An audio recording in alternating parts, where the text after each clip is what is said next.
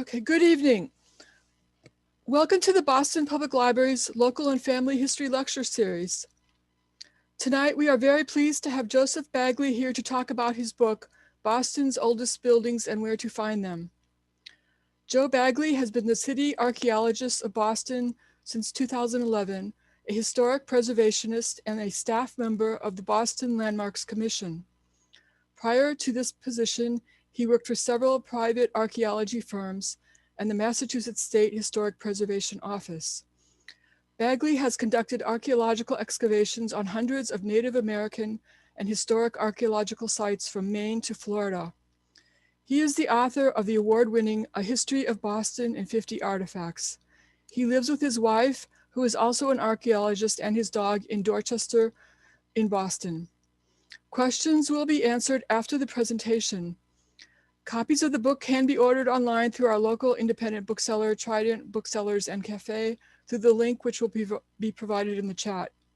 Thanks for being with us and enjoy the talk, which is being recorded. Good evening, everybody, and thank you, Diane. So my name is Joe Bagley. I'm the City Archaeologist of Boston, as Diane just said. So tonight we're going to be talking about a history of Boston. I'm sorry, about my second book, Boston's Oldest Buildings and Where to Find Them. While I get my slides up and running, I just wanted to share that the, sorry, let me just get this going real fast. Let me get my video back up and running. There we go. Hi, everybody. There. So this is my second book, and it just came out earlier this month, and it features the 50 oldest buildings in Boston and where you can go to see them. They're all still standing. I wanted to start by thanking Brandeis University Press, the publisher of the book, especially Sue Raymond, the president, Lillian Dunnage, the press coordinator, the editors over at Brandeis, and the beta readers, including Jennifer, Jean, and Lori. I also want to thank them for putting together a gorgeous book. One of the things that you learn when you're publishing books is how the layout and the design of the book is in the hands of the publisher. And I really have them to thank for producing a really gorgeous book, that product at the end. This is an example of some of the pages inside of the book, so you get an idea of what you're looking at. And it doesn't hurt that the city of Boston has incredible photography of its older buildings and really fantastic partners in historic preservation that have cataloged, digitized, scanned, and made these photos available. In many ways, this was my COVID project. So the access to this data while working and finishing this book in my basement last spring was really critical to getting this book done in time, but also having it come out as good as it ended up looking. So if you get a chance to lay your hands on a copy of the book or get it from the Boston Public Library, I hope you enjoy the actual product that came out. So I have four main goals with this book. The first and foremost is to celebrate and tell an interesting story. I'm an archaeologist. I'm not an architectural historian, but so much of what I do in archaeology starts by having to do background research on historic properties in order to better understand who lived in them before we get to the digging phase of the work. And what I realized was, one, I learned how to do the research that goes into determining the age of buildings through deeds, probates, and similar records. But also, ultimately, an archaeologist is a storyteller. And so for me, my goal for this book was to find a way to put together the story of these buildings in an interesting and meaningful way, but also to educate the public. I want to make sure that you all understand how preservation works in Boston, what goes into preserving buildings, and how my parent organization, the Boston Landmarks Commission, functions within the city government in order to preserve buildings that are in Boston.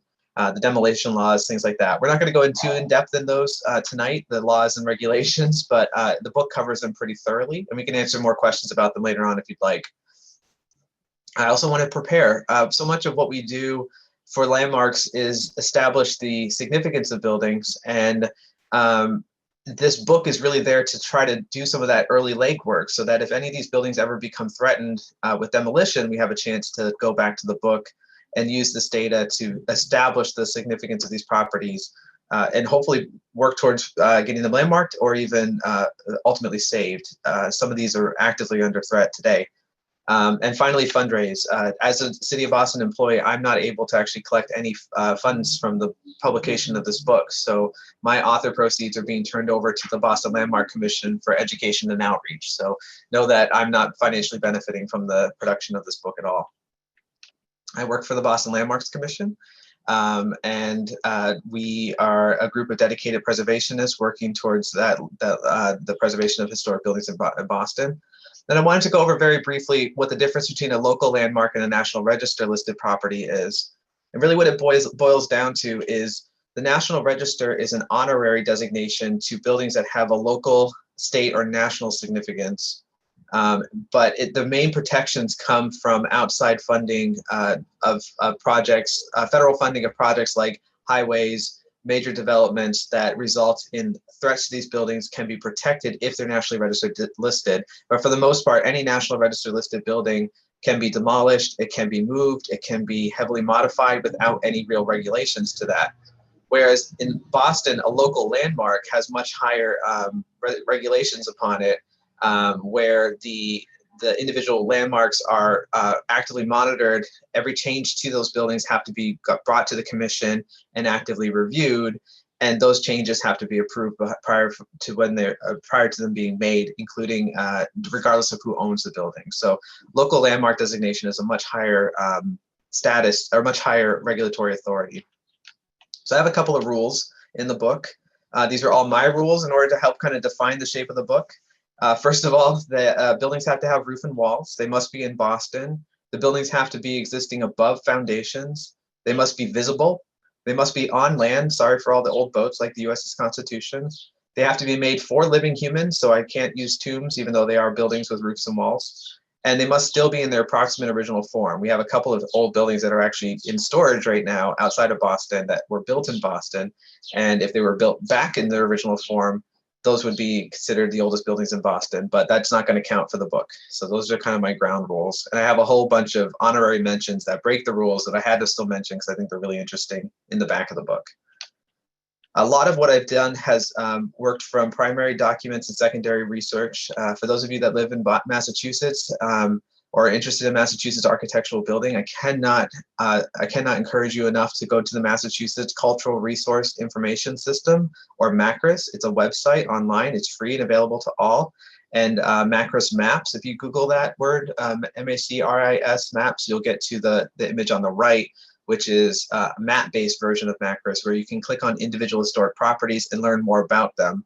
That was really the foundations of the research that I did, but many of the buildings in this book required additional primary research because a lot of the dates given to these buildings were estimates, and I went back through deeds and probates in order to try to establish much more firm dates about when these things were actually built, because it wasn't always stated clearly. Also, across the city, the diversity of the neighborhoods represented in this book is pretty extreme. We have multiple properties in some of the outer neighborhoods of Boston, like Allston and Brighton, Mattapan, Rosendale even has one of the oldest buildings in it. So if you wanted to go and see all of these buildings, you would really get a broad view of the city of Boston and a broad view of the history of the city of Boston. But most importantly, I wanted this book to really represent not just downtown or the North End, but the actual city of Boston in all of its neighborhoods, because we really do want to have people get out into the neighborhoods when they come to Boston, and get out into the neighborhoods when you live in Boston to be able to see kind of the entire city as a whole. This is also the first time anyone's done a ranked order of Boston buildings within the city boundaries, as far as I know ever, which is kind of surprising when I was doing comparisons. But this is my interpretation of the 50 oldest buildings in Boston. So the rest of the presentation, I'm going to be focusing on, I think it's 5 or 6, maybe 6 different buildings that are featured in the book, and tell you some of the stories that come out of the book. I'll be providing additional images that weren't in the book, but also some information that's not in the book as well that didn't make the final cut. We're going to start now with the oldest building in Boston, the James Blake House, that's built in 1661, which is located on the northern end of Dorchester. So the James Blake House is Boston's oldest building. It stands within Richardson Park near Edward Everett Square in the northern end of Dorchester. Its stark and boxy rectangular form, steep roof, and park surroundings stand out in contrast to the captive audience of 19th century three-decker apartment buildings that surround it. Long before it arrived at this location, the Blake House sat on a 10-acre parcel of farmland a few hundred feet to the northwest of its current location. This original site today is a parking lot of an Eversource building just west of the South Bay Shopping Center. James Blake and his wife, Elizabeth Clapp, had the house made for them in 1661 on their relatively modest lot. At 32 by 20 feet, its nearly 1,500 square foot interior space across 4 rooms on 2 floors was really large for its time. Similarly aged structures in Boston and the surrounding area were typically built with a very large chimney and rooms only on one side of the chimney, in the hopes of expanding the house in the future on the opposite side of the chimney. It's basically an asymmetrical house. The Blake House appears to have been symmetrical from its beginning, with a central chimney between each of the rooms on each floor. Also different from other buildings of this period was the style of construction. Architectural historians believe the housewright who built Blake House was from the southwest corner of England. In that area, trees were far more prevalent, so the building styles of that area resulted in a distinctly regional building style with liberal use of heavy timbers in the framing of the building and joint details. And you can see some of that heavy timbering in the black and white images on the top and on the right from inside of the Blake House. Most of the English housewrights and other immigrants to New England were from East Anglia, the region northeast of London. So other 17th century houses in Massachusetts reflect East Anglian style of architecture with smaller timbers used in framing. In fact, Blake House is the only of 2 surviving west of England style 17th century houses that remain in Massachusetts, the other being the circa 1678 Coffin House in Newbury, which you can see down in the lower left image. So one of the things I'm really proud about with the book was I was able to create essentially digital versions of the appearance of buildings at certain periods in their existence. And so you'll see a couple of buildings tonight that had gone back and digitally manipulated to show how they would have looked in a different period. And this is one of those examples where I took the Blake House as it's seen today and modified that image digitally in Photoshop in order to create a version of the house as it would have looked originally. So when it was first built, James and Elizabeth would have experienced a slightly different house from what you see today. Hidden within the beams of the roof is the ghost outline of 2 front dormers, which would have protruded from the roof on the house to increase the livable space in the attic. So this photo shows the building prior to its move and in its shape around 1890 or so. So over the centuries, this house stood in its original location. It received numerous additions. All of them can be seen in this image. By 1748, the occupants had added a lean-to addition on the left side of the house, and the front gables had been removed. By 1800, owners added a new addition on the right rear of the house.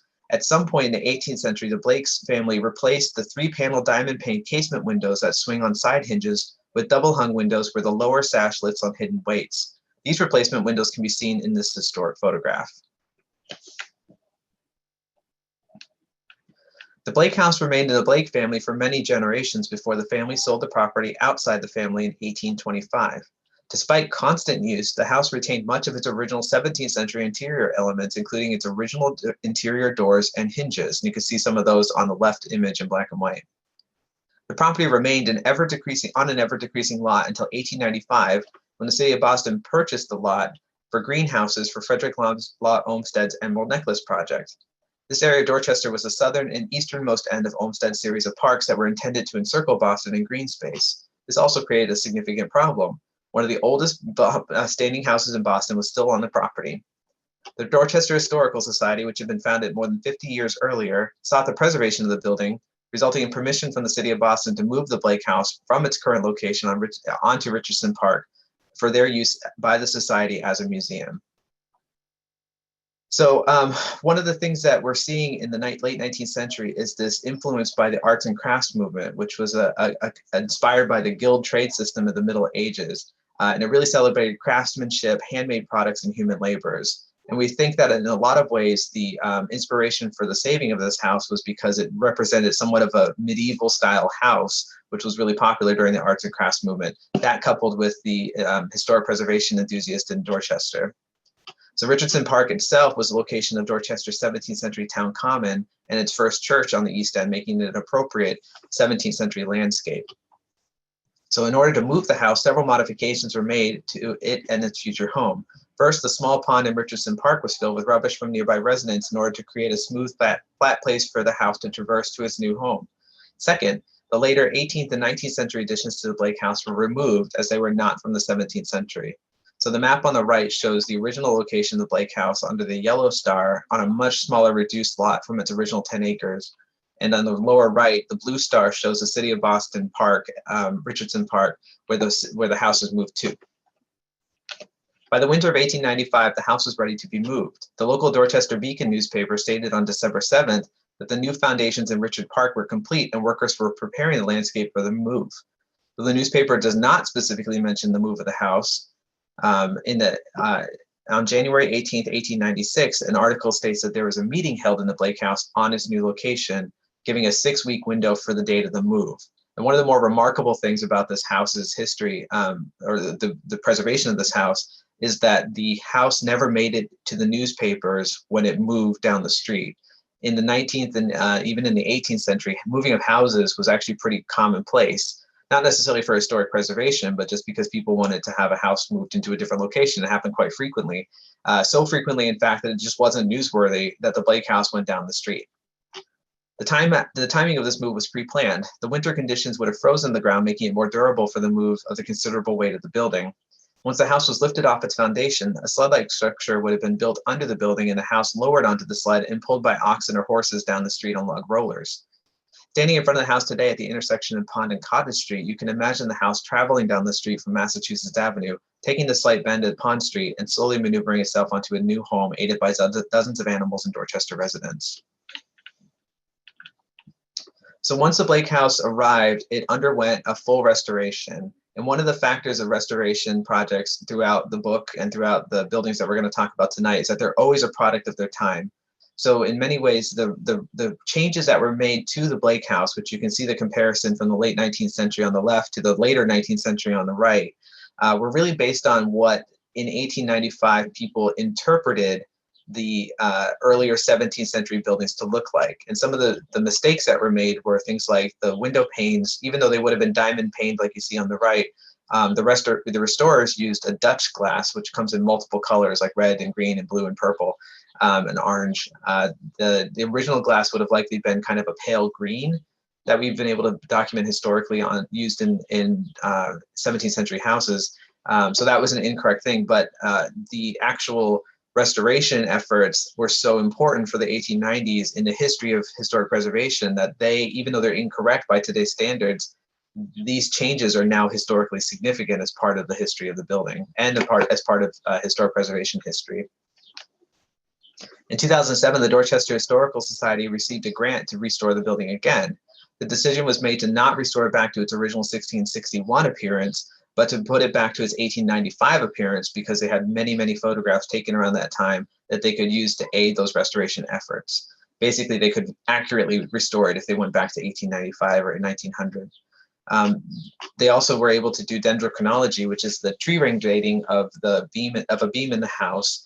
Dendro uses the pattern of the tree rings to figure out exactly what year and season the house was felled. The wood for the house was felled. And they were able to date the house to 1661, which is a little bit younger than the 1651 house that the house was repeatedly said to be throughout its history, though none of the records from that time period ever indicate why it would have been 1651. But despite the new date, the Blake House managed to retain its crown as the oldest building still standing in Boston. So one of the rules of all of this restoration was to restore everything that was in that photograph, regardless of what it looked like. And so what you can see in the circa 1900 photograph is a tiny piece of wooden trim that was located just under the eave of the house.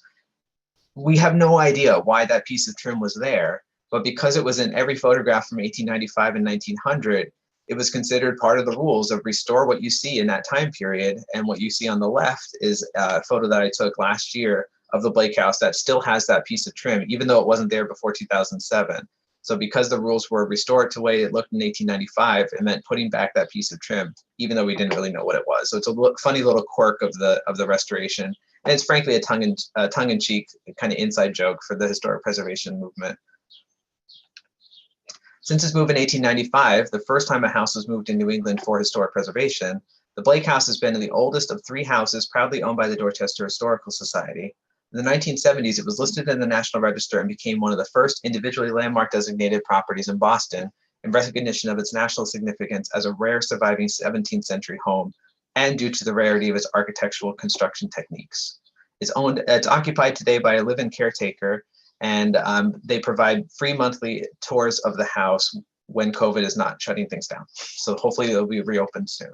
So that's the #1 oldest building in Boston. We're going to move kind of in order in the book through several buildings. We're going to jump all around in neighborhoods, but we'll move consistently from youngest to oldest. We're going to leap forward to the #7 oldest building in the house, the Old State House, which was built in 1713. So the Old State House was built in 1713 after the original 1658 townhouse burned down in 1711. The image on the right is an artist's reconstruction of what the townhouse would have looked. We're pretty sure it's pretty inaccurate, but it gives you a rough idea of what the original 17th century townhouse would have looked like. The massive new brick building was 118 by 36 feet and housed commercial spaces on the first floor, with the second floor containing the Royal Governor's Council Chambers, a courtroom, and a chamber of publicly elected Massachusetts Assembly. The three-part division of the executive, judicial, and legislative branches of government became a precursor to the structure of the future U.S. government. With 3.5 stories, as well as a prominent central wooden tower and lantern, the new townhouse, today called the Old State House, was one of the tallest buildings in the city of Boston. Much of the brick exterior that you see is original, but in 1747, a fire gutted the building and destroyed the original central tower.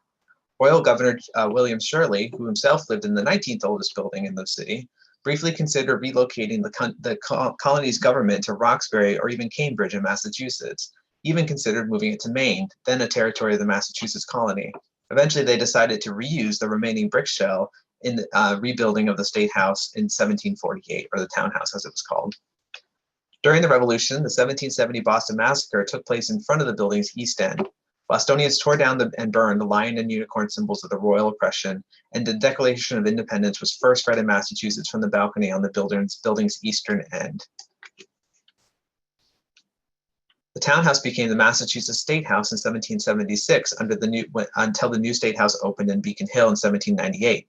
In the 19th century, the building served as a commercial space except for a brief stint as Boston City Hall from 1830 to 1841.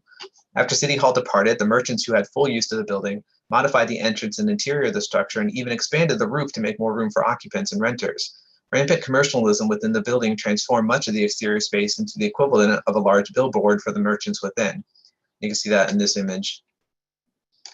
In 1876, the same year the nearby Old South Meeting House faced demolition, we'll come back to that building in a second, plans were made to demolish the Old State House and replace it with a larger office building. These plans were met with mixed reactions by Bostonians. The pro-demolition movement was thwarted when the city of Chicago offered to dismantle and move the entire building to the shores of Lake Michigan after the devastating Chicago fire of 1871. Fortunately, Bostonians chose to not give it to Chicago, and it managed to stay put. In 1881, the Bostonian Society formed to preserve the Old State House. Recently renamed Revolutionary Spaces, this organization remains the caretakers and occupiers of the city-owned building.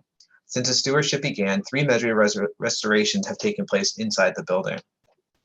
In 1881, the architect George Clough began a restoration of the Old State House using earlier inaccurate Greek Revival interpretations of even earlier Georgian styles. Again, all the restorations are products of their time, and they don't necessarily use, as people learn about historic preservation and learn from the past mistakes, we're still learning today, some of these restorations are not as accurate as they intended to be, but they were based on the knowledge that we had at the time.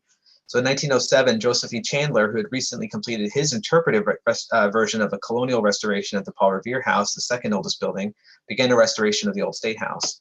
In 1943, a restoration by architectural firm Perry, Shaw, and Hepburn, which had restored colonial Williamsburg in Virginia, continued the interpretive work. Together, the 1882, 1907, and 1943 restorers used their contemporary taste and designs that were looked upon favorably at the time, rather than more accurate restorations of the building to its original appearance, although at the time they thought they were pretty accurate. One of the more visible aspects of these changes, which can be seen in many buildings in the book restored in the early to mid 20th centuries, is the overemphasis restorers place on using white paint to cover up or restore what would have been darker or more colorful original interiors of most spaces from the early and mid 18th century. It's one of the key factors in a lot of the Boston churches. A lot of the interiors today are stark white. We're going to talk about Old North in a bit. But historically, they would have been much more colorful and accurately if we put them back to more colorful versions. On the exterior, most of the brick of the current building is original to 1713. The balcony and woodwork date mostly to 1748 rebuilding after the fire, and the 1748 central tower is a larger replacement of the original. The iconic lion and unicorn statues, okay, this is going to get a little complicated, so stay with me. They're 2016 restored, 1921 replacements of Clough's 1882 replicas of the 1776 burned, 1747 replacements of the 1713 originals. In other words, the lion and the unicorn are not original to the building. The ones you see today, at least. The old State House stands as an icon of both Boston's history and the history of historic preservation. Even though these changes brought during the 82, 07, and 43 restorations may have been somewhat inaccurate, they are still recognized as significant steps in the preservation history and are now historically significant and worthy of preservation in their own right. The Old State House is a National Historic Landmark and just one of the 6 buildings in the book that are designated Boston landmarks. So we're going to move a little bit further north to the 13th oldest building in Boston, the Old North Church. We're going to start with some old favorites, but then we're going to get into some buildings that I'm betting you probably haven't seen, or maybe you've seen, but I don't think you've heard the full story from.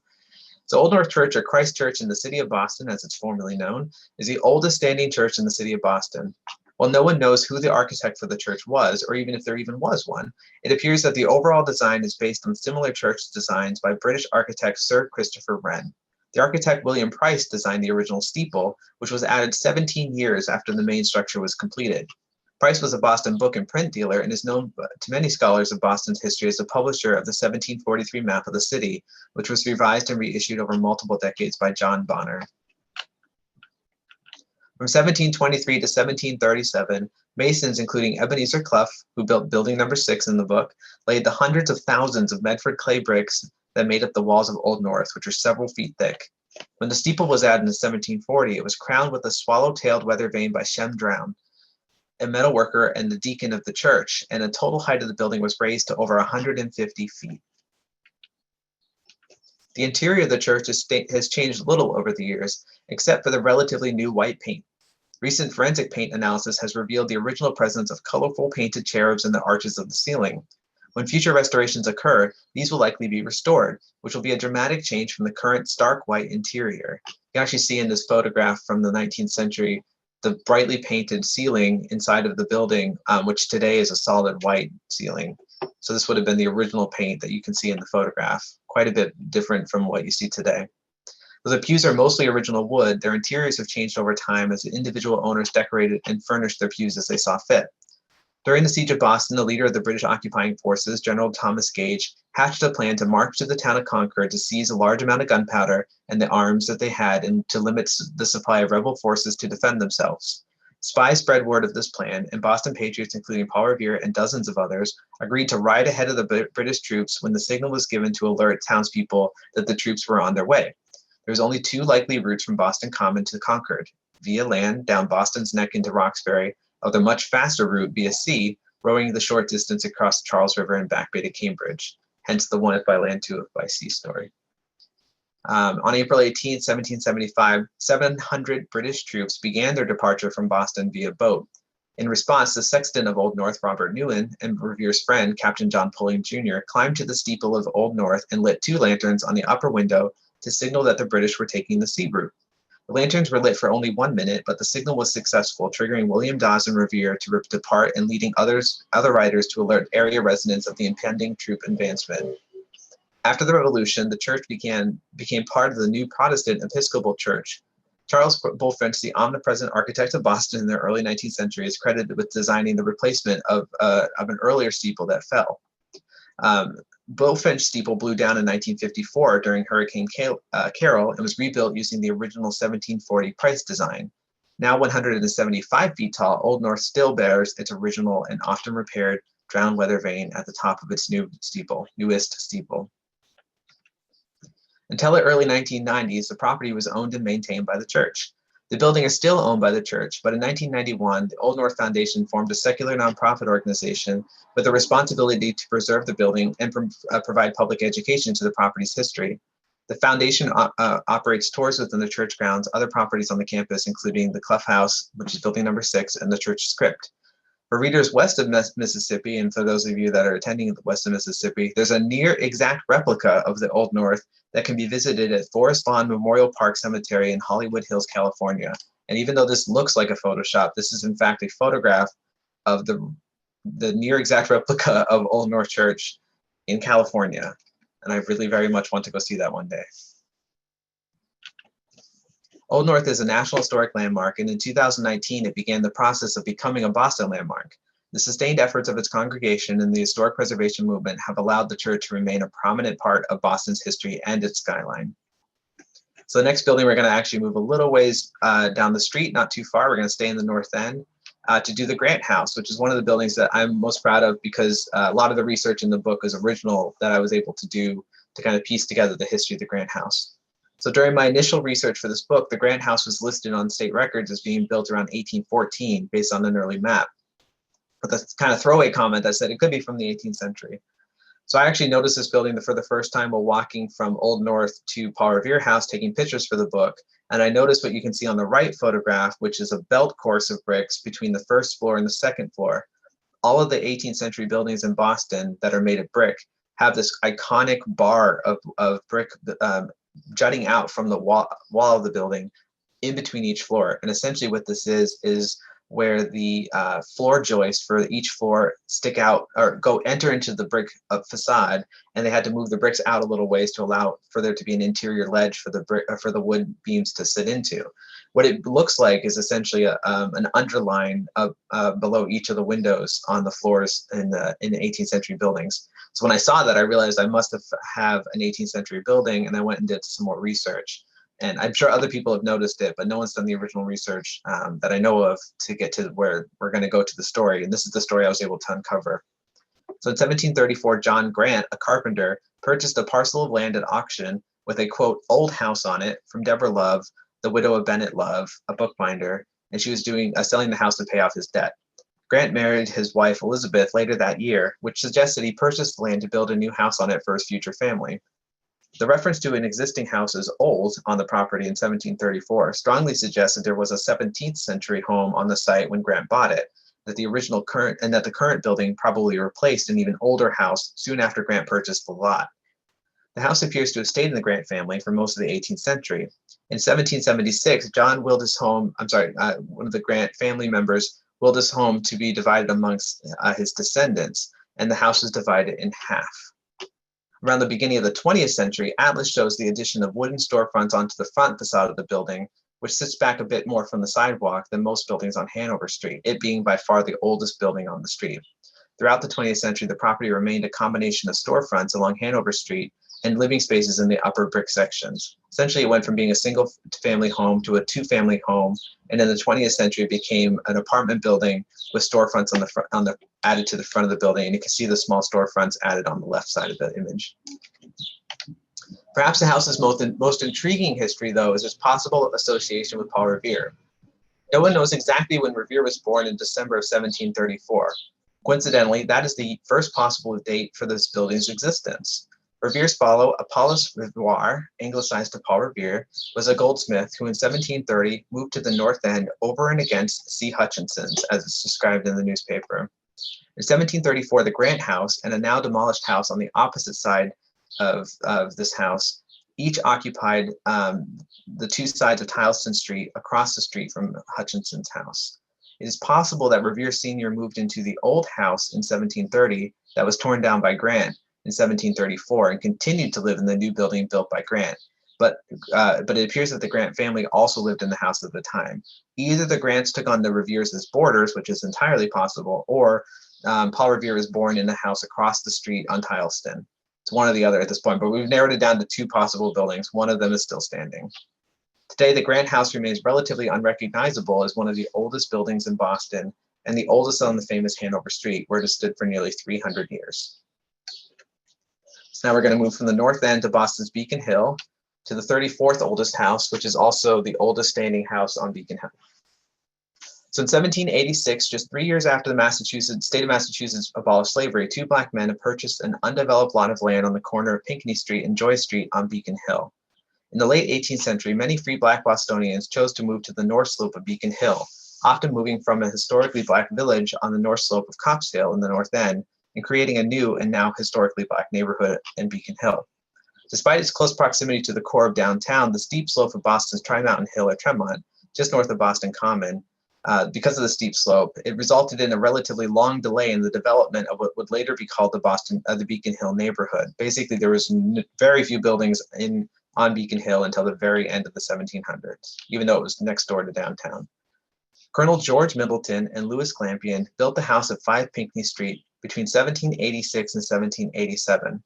Middleton was a free Black man who played an important role during the Revolution as the leader of the Bucks of America, an all-Black rebel militia company. Though most of the function of this militia is poorly recorded, it is believed that their functions included the guarding of Boston merchant property on the city during the Revolution, possibly including the guarding of property owned by enslavers. Professionally, Middleton was a horse tender, someone who was hired to care for the many horses necessary for transportation in Boston at the time. Middleton was also an abolitionist and an early member of the Prince Hall Masons, a historically Black Masonic lodge, and he became Grand Master of the African Masonic Lodge. In 1796, he helped organize the Boston's African Benevolent Society, whose mission was to support Black communities facing white resistance to integration. Middleton also fought for equal rights in education for Black children in Boston beginning in 1800. The first Black school in the city, the Abel Smith School on Joy Street, did not open until 1835. Glampian's history, the other man who owned the house with Middleton's history, is less well recorded, but he is known to have been a hairdresser who was probably born in the French West Indies. We actually have record of the two men owning a property together while they were single in the North End and then moving to Beacon Hill. The two men added 2 other buildings, number 1 and number 3 on Pinckney Street, to their home, extending the structures across the property east to the corner of Joy Street, the core of the free Black community in Boston. These 2 later buildings functioned as additions to the main house at 5 Pinckney Street. You can see one of those surviving additions is the White House on the right. So the Black house on the far left was the original building. There was a building where that 4-story brick building was between the 2 structures. That was torn down and replaced with the brick building. And the white building on the end was essentially the last of the additions to the side of the Black building, even though it's on the side of it, it's an addition, or at least it was treated like an addition. The oldest building on Beacon Hill, the main house is a modest wooden structure with 4 bays and 2 stories, one of just 11 wooden buildings in the predominantly Black neighborhood. The predominantly brick neighborhood. Currently, the house has a double front door, but it's likely that only the eastern door is original. There's a large late 19th century dormer on the 3rd floor roofline, which gives the property a 3-story appearance.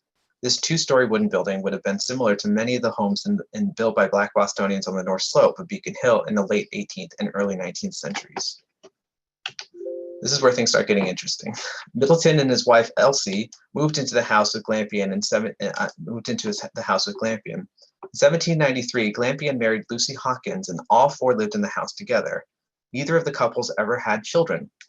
In the 1790 census, the 4 Black men and women in the house are recorded as a single-family household, with Middleton listed as the head of the household, which you can see here in the census. A 19th century account by Lydia Child, their former neighbor on Pinckney Street, states referring to Middleton, quote, "His morals were questioned. He was passionate. He was intemperate and profane." The living arrangement of Middleton and Glampian, originally as a pair of men living together and then later marrying and living together without children, coupled with the historic records and accounts, have led to the theory that the 2 men were in fact a gay couple. Glampian died in 1813, leaving his share of the 1, 3, and 5 Pinckney Street property to Lucy, his wife. Middleton survived his wife, Elsie, dying in 1815, and he gave his property to his, quote, good friend, Tristan Babcock. In 1855, the 3 properties were transformed with the demolition of 3 Pinckney, the middle structure, and its replacement with a 4-story brick building more similar in character to the surrounding row houses. In the 1930s, 5 Pinckney Street became the Pinckney Club, a private establishment, and at 1 Pinckney Street became an Italian restaurant that catered to Boston's more bohemian residents.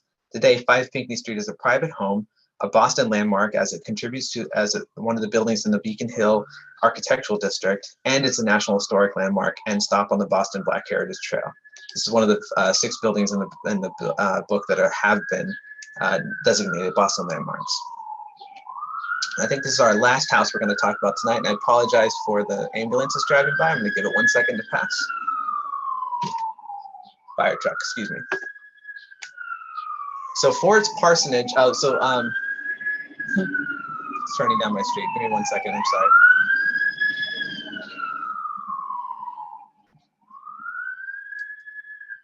So this is the 38th oldest house in Boston, and one of the 4 in the Allston-Brighton neighborhood, and it's a church parsonage. First parsonage, the Brighton First Church purchased a lot on Academy Hill Road that was to the south of the church and a short walk away. The exact style of the original structure is difficult to determine due to many recent additions to the building, which you can see in this image, but it probably had a central chimney and an entrance flanked by windows bays in a late Georgian or early Federal style. 1790 was a transition period for the style of buildings between Georgian and Federal, which looked similar to each other, but Federal were essentially thinner and taller buildings, and Georgians were kind of wider and a little bit more grandiose. Soon after it was built, the parsonage became the home of the Reverend John Foster and his wife, Hannah Webster Foster, who moved there from the Ebenezer Smith House, which is the 10th oldest building in Boston. It was here that in 1797, Hannah wrote The Coquette, or the History of Eliza Wharton. This is the cover of the book seen here. This making her the first American-born woman to publish a book. Hannah Foster chose to publish anonymously as, quote, a lady of Massachusetts, due to the controversial nature of her story. The plot of the book, laid out in a series of letters, tells a fictionalized version of the story of Elizabeth Whitman, the daughter of a prominent pastor in Hartford, Connecticut. The story of Elizabeth Whitman the true story of Elizabeth Whitman is that she became pregnant out of wedlock and gave birth to a stillborn child in a tavern and then later died. The scandalous story was the second most popular book after the Bible in New England in the early 19th century and, quote, one of the 2 best-selling American novels of the previous century. The story follows Eliza Wharton, the story that Hannah Foster wrote about, follows a woman named Eliza Wharton who is caught in a desperate love triangle between 2 men, an uninteresting but safe clergyman and a confirmed bachelor who refuses to let anyone else have Eliza. Eliza loses both men to her indecision, and by the time she changes her mind, both men have already married. Eliza has an affair with the formerly confirmed bachelor that results in an illegitimate pregnancy. Overcome by guilt over the affair and pregnancy, Eliza flees, eventually dying while giving birth to a stillborn child. Though one of the most significant figures in American publishing history, Hannah Foster was not credited in print as the author of the book until 1866, 26 years after her death. Foster wrote a second book, The Boarding School, or Lessons of a Preceptress to Her Pupils, also known as Boarding School, in 1798 while living in the house on the Academy Hill Road, though it did not attract nearly as much attention as her first novel. After publishing her books, Foster continued writing for local newspapers and taught writing while raising her family. She remained active in the community and is credited with the founding of the first women's club in Massachusetts in the early 1800s. After her husband's death, Foster went to live with her daughter in Montreal, where she later died in 1840. The Brighton parsonage underwent extreme modifications in the 19th and 20th centuries. The house stopped being used as a parsonage around 1840. It was soon updated in the Greek Revival style, resulting in the creation of a prominent pediment on the gable end of the house. You can see that on the left image. The pediment is that kind of triangular that line underneath the roof that creates this kind of classic triangle roof that you would see almost like in a Greek temple. There were large additions to the rear and the front of the building. These included large storefronts on the front of the house that have completely covered up the original front facade. Today, these are 2-story brick commercial spaces. Okay, so we're now going to kind of wrap up, and hopefully this has triggered some of your questions. Actually, I want to go back 1 slide. I think I missed something. Yes, okay. Sorry, I did miss a little bit. The original version, the visible portion of the original structure can be seen from the nearby parking lot. Even here, the end of the house has a new entrance added to the facade, as well as the Greek Revival pediment.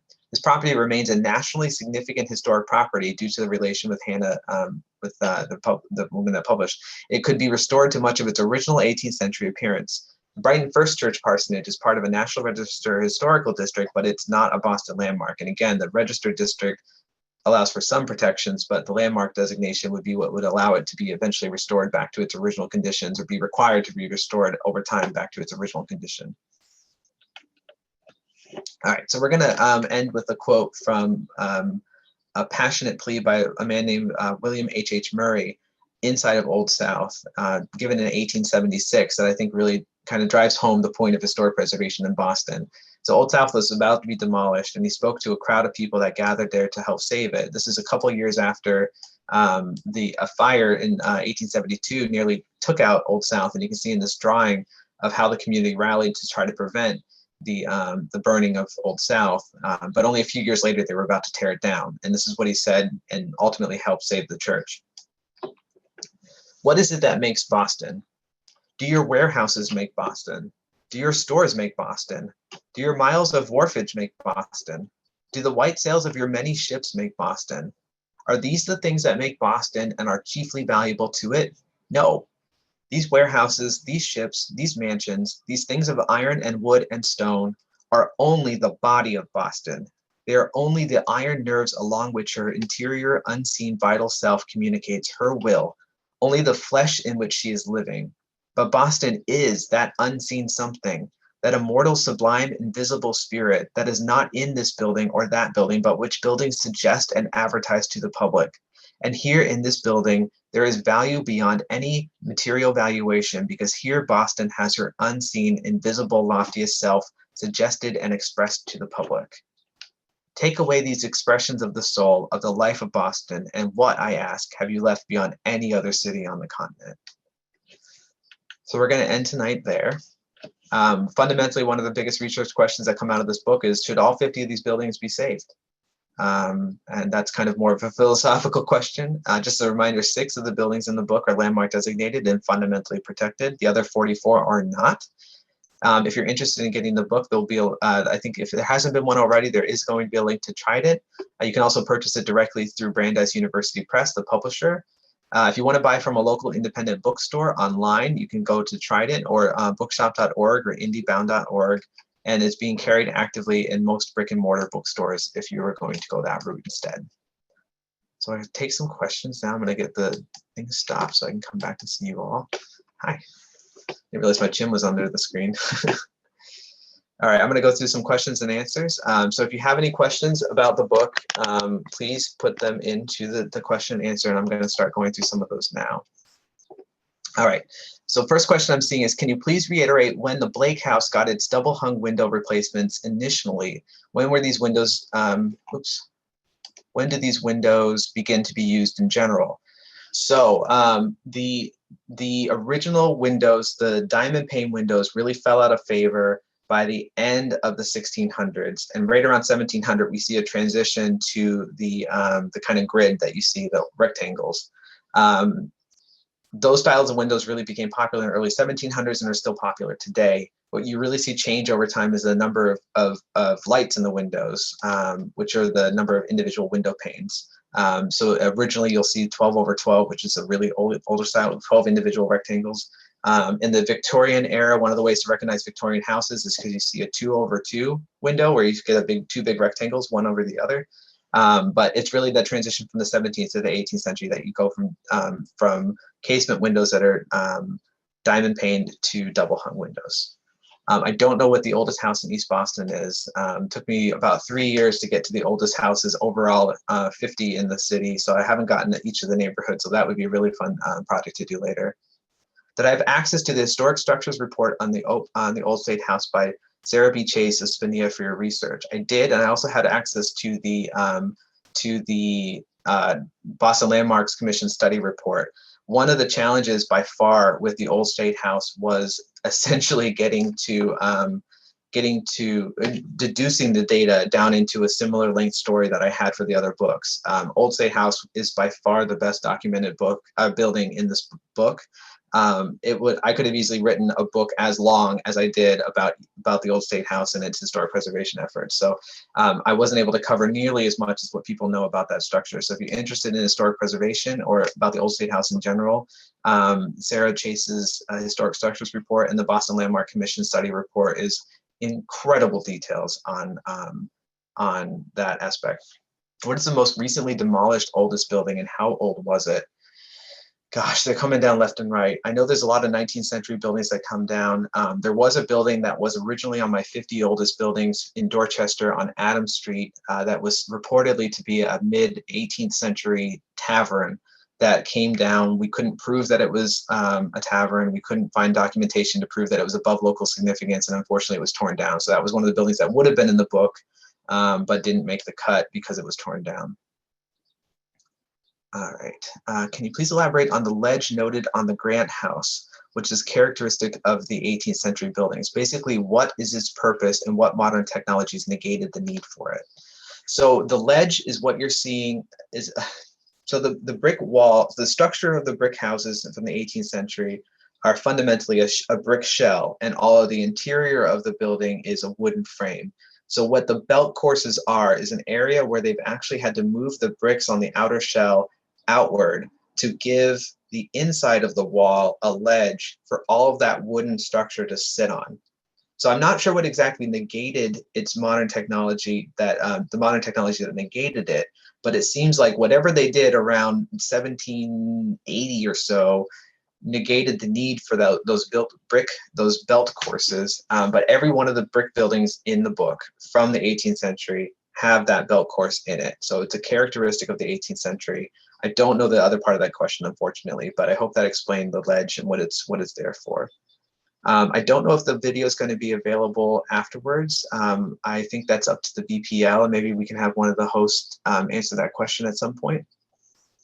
Does the public access to my research on any particular property? I'm interested in how the Robbies are connected to the Clough House. So I do go into the Clough House in the book, and so that's kind of my public research. If you want to see what I found out, I include basically all the research I have in each chapter of the book, although I have, and then I cite the original primary documents that I used in the book. So Joseph Robbie, if you're interested, there's more citations in the book.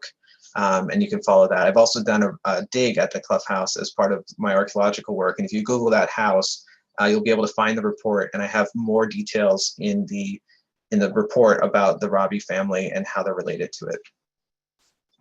All right, Georgian versus federal. One was quintessentially American and the other not. And how, again, do they differ?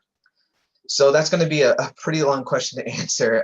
So Georgian is coming over from England and you see them in both the English and American side of the Atlantic. Federal is a kind of streamlined version of Georgian, and what we see in the federal is this desire to place houses on top of pedestals. They'll literally build the landform up in order to have the house be higher up.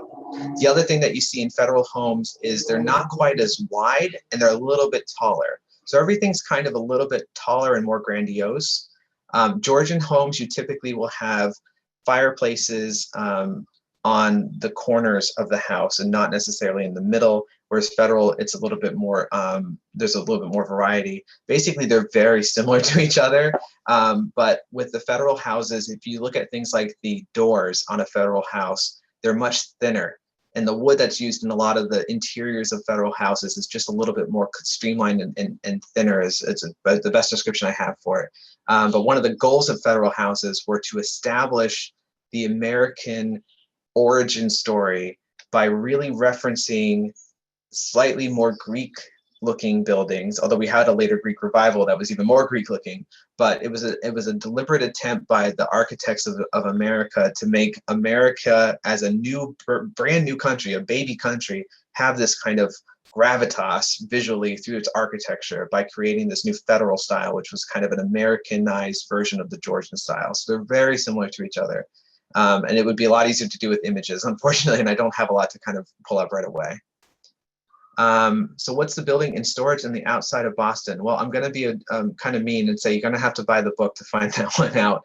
But what I will say is that it's a Dorchester house that was taken down, rebuilt in Milton, and has now come back down and is in storage. If the building was rebuilt today, it's supposed to be from the early 1600s, and it would become the oldest building in Boston. But to get more information, you got to find the book.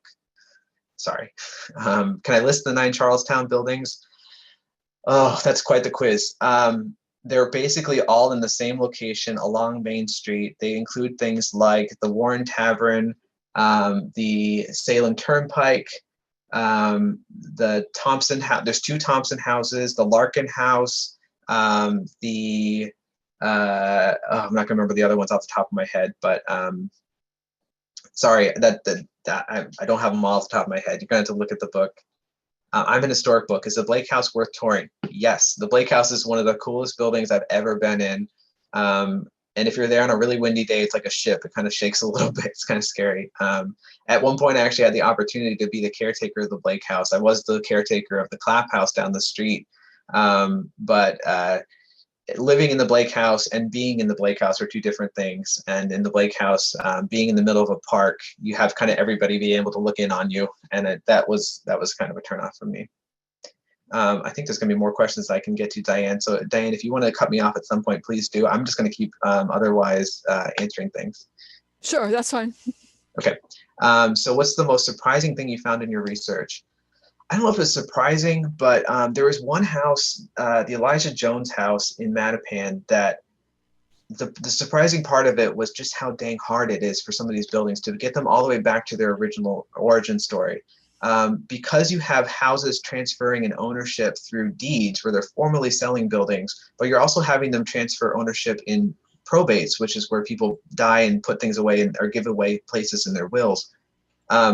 You can end up with a deed document that says somebody received this house and was selling it, but not from where it came from. So at one point in the Elijah Jones house, I found out that the house was owned by the Mass General Hospital, and it took me days of research to figure out how Mass General Hospital got it.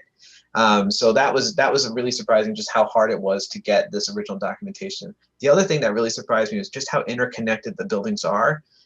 If you read through the whole book, one of the things you'll be really struck by is in the North End, it seems like all of the houses are connected to each other. In Dorchester, all of the houses are connected to each other. In the Lower Mills, all of the houses are connected to each other. They're constantly the same people that keep turning up at these places. And that was really surprising to me because Boston's not that small of a town. But when you look at it from a historic architectural point of view, it really starts to seem like we're getting the same cast of characters turning up over and over again in these books. Multiple of the oldest buildings in Lower Mills were owned by the same people. And that just really shocks me because why? Why is that? What is the status of the Paul Revere House? Paul Revere House is a historic house museum and one of the most popular in the country. It's just reopening. It's been reopened to the public, and I think they're increasing their hours.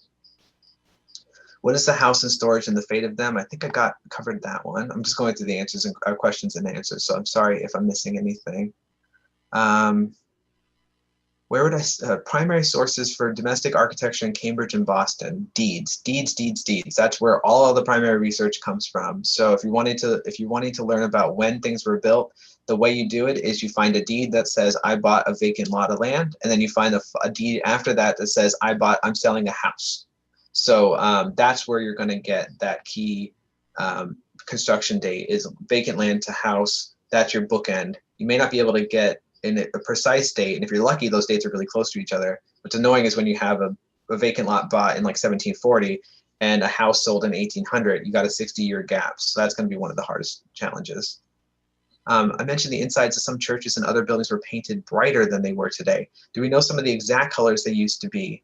So the brighter factor is mostly white. They more or less get whitewashed. So the other colors that they used to be tends to be more like fake wood looks. So you're getting a lot of like darker browns and more like ruddy colors and kind of reddish greens and browns. A little bit more somber looks. Everything would have been a little bit darker and a little bit not dirtier, but just like a little bit more wooden looking than they were if you walk through a white painted church today. The effects would have been a much more of a timber structure. Somebody asked if Georgians stem from the federal style and post-dated it. Georgians are earlier than federal style. Federal followed Georgian. How does one become a caretaker of an historic house? What sort of credit scores and down payment does that require? So in this case, I became caretaker of the William Clapp House in Dorchester after my wife did her thesis work on the Blake House down the street. And I was the city archaeologist at the time. And at the time the Clapp House became available as a caretaker, my predecessor in this job, Ellen Berklin, was one of the caretakers down the street. And we heard about the opening and the thing. And so we were one of multiple people that applied for the job.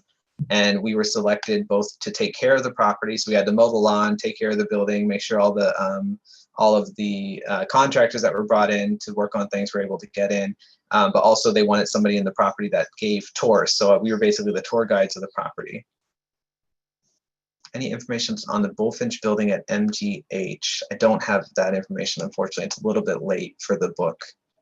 So there's a lot of buildings around MGH that are becoming, that had just gone up for demolition delay. So that's going to become a pretty important thing that we're going to be working about in the future with the Landmarks Commission. Where were most of the brick factories? Any ideas of the price of bricks? So the brick factories, the closest one, or one of the closest ones, was in Charlestown. There's also a ton of brick factories in Medford and Cambridge. And actually, one of the ways that the Tufts family was able to fund Tufts University was through the sale of bricks. As far as the prices of bricks, I'm not actually sure I know the prices of brick, but they were pretty inexpensive, relatively speaking. And sometimes you get, many times you get people that buy bricks from an actual brick maker, but you also will get times when people are building on a clay deposit, such as Charlestown, which is a lot of clay underneath it. And when you're digging through the ground to make your foundation for your home, you're actually digging up a lot of clay. And so it wasn't uncommon, especially in the South, but also in this area, for people to take that clay, form it into bricks, because they were just dug it up, and fire those bricks, and then use those bricks in the construction of a house as well. So you had to know how to make a brick kiln and those kinds of things. But the clay itself could have been used for those bricks that were later used in the house or sold back to the factories that were making the clay and digging the clay out of the ground. But Boston has a massive clay deposit around it. I don't know about the old house in Cambridge. I'm sorry. My specialty is really all about Boston. I wish I did know. I'm sorry. Can you tell me anything about the old house? I got to that one. How does a 45-year time horizon used in connection with the Federal Register, that's a really great question, is applied to the city in general in various jurisdictions of the US? So the 45 to 50-year-old cutoff for historic preservation significance is not a cut and dry cutoff. It's actually more of a recommendation as to what is considered to be historic versus not historic. So one of the general rule of thumbs is if it's older than 50 years, it can be considered historic in the sense that it's been around long enough that we have enough general idea about what is important about the past. That's not necessarily true, but that's one of the kind of rules of thumb. But we use it in the city as one of the rules of thumb, but it's not necessarily a requirement. We will landmark designate a property that's less than 50 years old if it's significant. It definitely helps us make an argument that it's historically significant, which is the ultimate rule for Landmarks Commission, if it's got enough age to it to actually say that there's enough context and time passed to be able to say this isn't just a flash in the pan historic significance, but an actual tried and true historic significance. Okay, I think that gets most of the questions. Thanks so much, Joseph. Yeah. Absolutely. Really and thanks for answering the questions as we go through them all or checking out the box. Thanks for everyone who came tonight. Thanks, everyone. Also, you can send a request to us to get a copy of the video. It may be posted eventually, but we don't know exactly when quite yet.